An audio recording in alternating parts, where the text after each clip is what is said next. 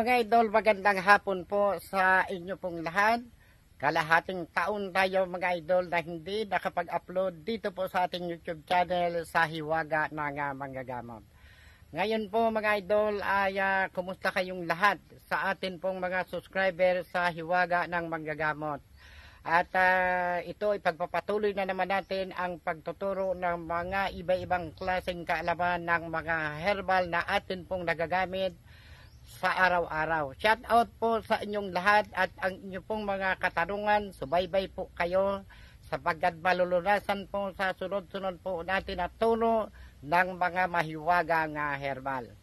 At ang ituturo ko po sa inyo mga idol ay ang isa pong benepisyo o pakinabang o gamot ang saging, kung ano pong mga karamdaman ang mga nagagamot ng saging pong saba.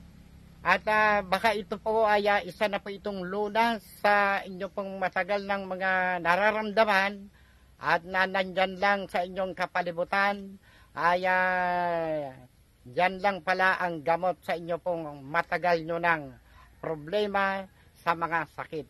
Ito po mga idol, ito pong saging, kung mga kilalang kilala po yan sa buong Pilipinas, maging sa ibang bansa, kilala po mga idol ang saging pong saba. Ayan po.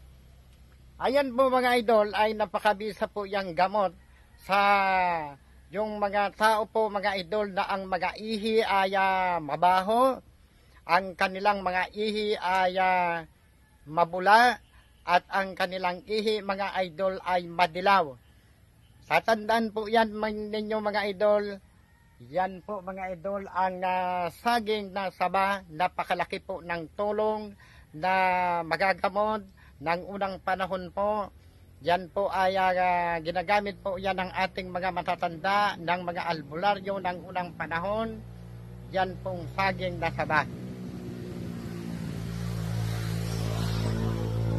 Yan po mga idol, yung saging na saba, ang pagsasagawa po yan mga idol, ay putulin lamang po dyan sa may pinakang puno, ano po, magtira po ng mga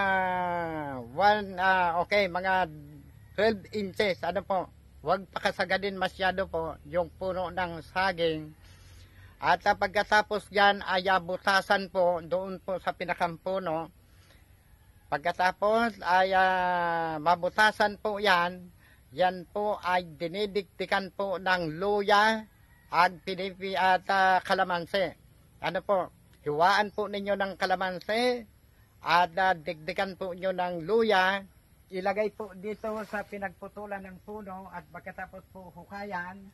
At pag medyo po malinis na po yung inyong pong pagsasagawa, nandoon na po yung dinigdig na luya sa loob at yung kalamansi na hiniwa nandoon na rin po. Takpan po yan mga idol para wag madumihan. Ano po?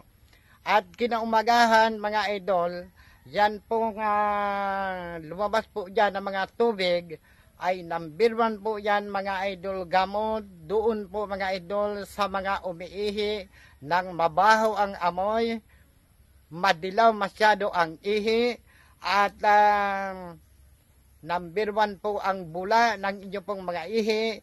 At yan po mga idol ang gamot, yung pinakang sabaw po ng saging. Kinaumagahan, ano po, gagawin po yan sa bandang hapon. At kinaumagahan saka po inumin ang lumabas po yan ng mga tubig dyan sa puno. Matubig po yan mga idol. At yan pa, ang isa pa po yan na mga ideya o pamamaraan na isa pa po yan na number 1 pa pong nakakatanggal ng yung bato sa bato, tinutunaw po yan mga idol. Kaya number 1 po yan yung may mga sakit na mga karamdaman po sa bato, may mga karamdaman sa UTI. Yan po mga idol ay ang saba o ang saging na saba ang isa pong pangunahing lunas sa inyo pong matagal ng mga nararamdaman. Tatandaan po yan ninyo mga idol ang akin pong itinuro sapagkat napakarami na po niya napagaling ang tubig na saba, ano po, na lumabas po dyan sa pinakang puno. Yan, dapat po yan tatandaan po ninyo ang pagsasagawa po niyan kung paano po yan gagawin. Yung mga sangkap, kailangan po makuha po ninyo ng okay, yung sangkap niyan, luya, pagkatapos po mga idol kalamansi. Ano po, ang pagsasagawa yan, puputulin lamang po dito at matitira po ito, hukayin po yan.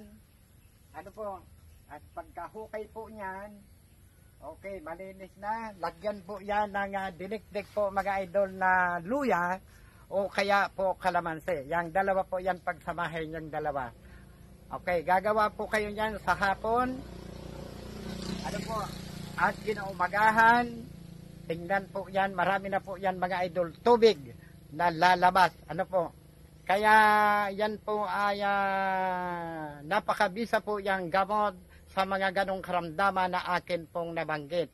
Yan po mga idol ang benepisyo ng saging. At sa may mga alaga po ninyong mga hayop na may mga galis, ang katawan po ng saging na medyo po nabubulok na minsan po iba na po ang amoy ng saging pong nabubulok na yung katawan, at isa pa po yan mga idol gamot doon po sa may mga galis na mga alaga ninyong aso. Ano po? Kaya higit po ninyong tatandaan ang benepisyo po ng saging na saba. Okay mga idol, shout out po sa inyong lahat. Ano po, yung mga hindi pa po nakapag-subscribe sa atin pong YouTube channel sa Hiwaga ng Manggagamot, subscribe po kayo at sunod-sunod pong mga mahiwagang herbal ang maituturo ko po sa inyo. Okay, magandang hapon sa lahat ng mga subscriber, mga viewer dito po sa Hiwaga ng Manggagamot at sa isa natin channel, Banal na Kamay. Maraming salamat sa walang sawa po ninyong pagpapanood, pag-aantabay. Ang inyo pong mga natutunan ng mga mahiwagang herbal, ilista po ninyo yan mga idol para magamit ninyo ng habang panahon. Okay, magandang hapon po sa lahat ng 7 Angel Power at sa lahat ng mga sponsor at sa lahat pong nagtatangkilig dito po sa Hiwaga ng Manggagamot. Okay mga idol, bye-bye po sa inyong lahat. Mabuhay po tayo.